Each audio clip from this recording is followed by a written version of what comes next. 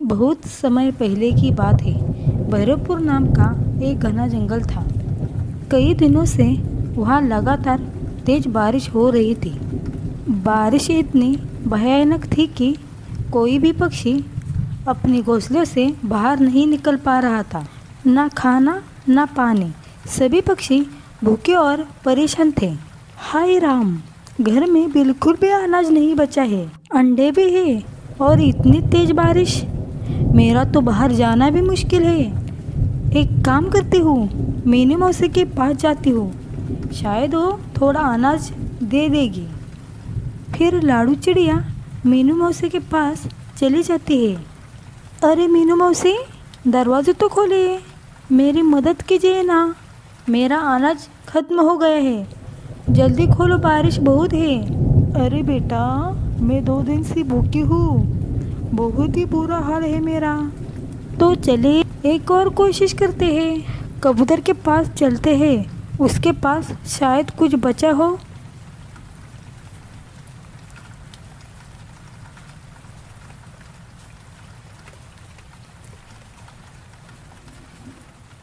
अरे कबूतर भाई, जल्दी दरवाज़ा खोलो, मैं लाडू हूँ। अरे दोस्तों, इतनी बारिश में कैसे आए तुम? क्या बात है? सब कुछ ठीक तो है ना दोस्तों? अरे कबूतर भाई, हमारे पास अनाज नहीं है, भूख भी जोर से लगी है, तुम्हारे पास कुछ होगा तो हमें दे दो भाई। अरे लाडो, मेरी भी तो हालात वैसी है, लेकिन थोड़ा बहुत अनाज है।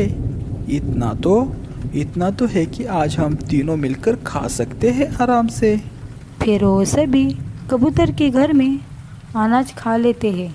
चलो चलो, आज का दिन तो कट गया भाई।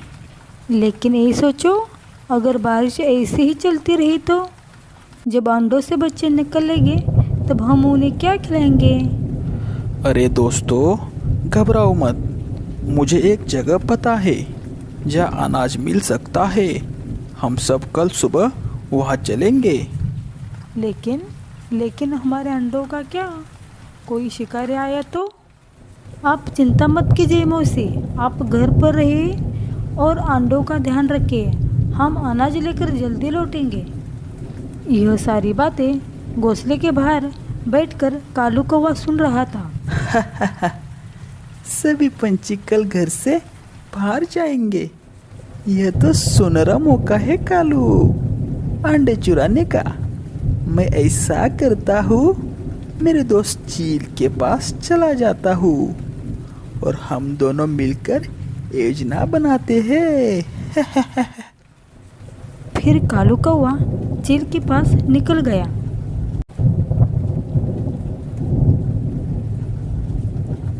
अरे अरे चील भाई, थोड़ा बाहर तो आओ, मेरे पास एक तगड़ी योजना है।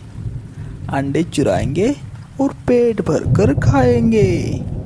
फिर उसका आवाज़ सुनकर चील बाहर आ जाता है। अरे कालू, कहाँ है शिकार? मैं तो भूख से बेहाल हूँ, मैं सब कुछ करूँगा, तू जो बोलेगा। आजकल शिकार भी तो कहाँ मिल रही है, मैं कमज़ोर होते जा रहा हूँ। चल बता कहाँ चलना है चोरी करने। आजकल तो मैं चोरी करके ही रहूँगा। अरे चील भाई, थोड़ा रुको। चील भाई, अभी नहीं, कल सुबह जाएंगे, अभी थोड़ा सब्र करो, कल सुबह चलेंगे हम सुबह जल्दी। अगली सुबह लाडू और कबूतर अनाज लाने के लिए जंगल की तरफ निकल जाते हैं।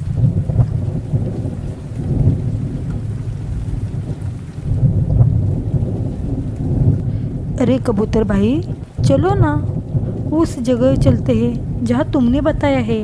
अरे लाडो बहन, वहाँ देखो तो, वहाँ तो चील बैठा है हमारे रास्ते में। अब क्या करे बहन, अब हम यहाँ से कैसे चले? हमें दूसरी जगह से जाना पड़ेगा, ये चील तो हमारे रास्ते में बैठा है। अरे लाडो बहन, हम यहाँ से उड़ नहीं सकते जब तक चील रास्ते में है। अगर हम यहाँ से हिल गए तो चील को पता चलेगा और हम शिकार बन जाएंगे उसकी। नहीं कबूतर भाई, हम इधर ही बैठते हैं जब तक चील यहाँ से नहीं जाता। यह सारी योजना कालू की थी। कालू ने ही चील को रास्ते में बैठाया था। अरे मीनू मौसी, बाकी सब दूर गए हैं। उन्होंने कहा है आपके लिए खाना भेज दूँ। खाना लीजिए और आराम कीजिए मीनू मौसी। अरे वाह वाह कालू, चलो भूख तो मिटेगी। कालू ने जो फल दिए थे उसमें दवा मिलाई थी। फिर मीनू मौसी दवा वाला फल खाते ही गहरी नींद में सो जाते हैं। चल भाई कालू, अब अंडों का रास्ता साफ है। चल भाई, सारे अंडे पोटली में भरते हैं और यहाँ से निकल लेते हैं। कालू अंडे लेता है और वहाँ से चला जाता है। तभी बहुत समय के बाद लाडो और कबूतर वापस आते हैं। अरे, दरवाज़ा खुला है और हमारे अंडे गायब हो गए। तभी मीनू मौसी को होश आ जाता है और वो झट से उड़ जाती है। मुझे कालू कौवे ने खाना दिया था, उसमें कुछ मिलाया था। मुझे खाना खाते ही कुछ भी पता नहीं लगा, मैं गहरी नींद में सो गई।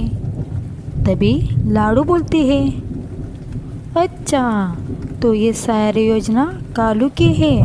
मुझे पता है कालू का है और मेरे पास एक योजना भी है। लाडू और सभी पक्षी धीरे से कालू के घोंसले की तरफ निकल जाते हैं। चील भाई, हमने ते सारे पंछियों को बेवकूफ़ बनाया और उनके अंडे इधर लाए हैं। हाँ, अरे भाई, मैंने उन्हें अच्छे से रास्ते में रोक रखा था, नहीं तो ये योजना सक्सेस नहीं होती। चल छोड़ अभी, चल अब हम अंडे खाते हैं। तभी लाडू सारे पंछियों को चुपके से बोलते हैं, अरे देख क्या रहे हो, सारे मिलकर पीटो इन अंडे चोर को। सभी पंछी मिलकर उन दोनों को पीटना शुरू करते हैं। कालू और चील को बहुत मार पड़ती है और वो चीखते हुए बोलते हैं, अरे मेरी पीठ में आग लग रही है, कुछ समझ में नहीं आ रहा है। अरे मुझे बचाओ मुझे। सभी पंछी मिलकर कालू और चील के ऊपर हमला करते हैं और उन्हें खूब मार पड़ती है। अरे कालू के बच्चे, तेरी वजह से मुझे मार खानी पड़ रही है। इतने सारे पंछी, मैं इनका सामना भी तो नहीं कर सकता। हाय रे मेरी जान, मेरी टांग टूट गई। अभी यहाँ से भागना ही भीतर होगा। अरे भागो रे भागो, अपनी जान बचाकर भागो। और वो दोनों जैसे तैसे पंछियों से छूटकर भाग जाते हैं। अब कोई हमारे अंडों की तरफ आँख उठाकर भी नहीं देखेगा। हम सब आगे से मिलकर रहेंगे। अगर हमारी कहानी आपको अच्छी लगी तो हमारे चैनल को लाइक और सब्सक्राइब करना।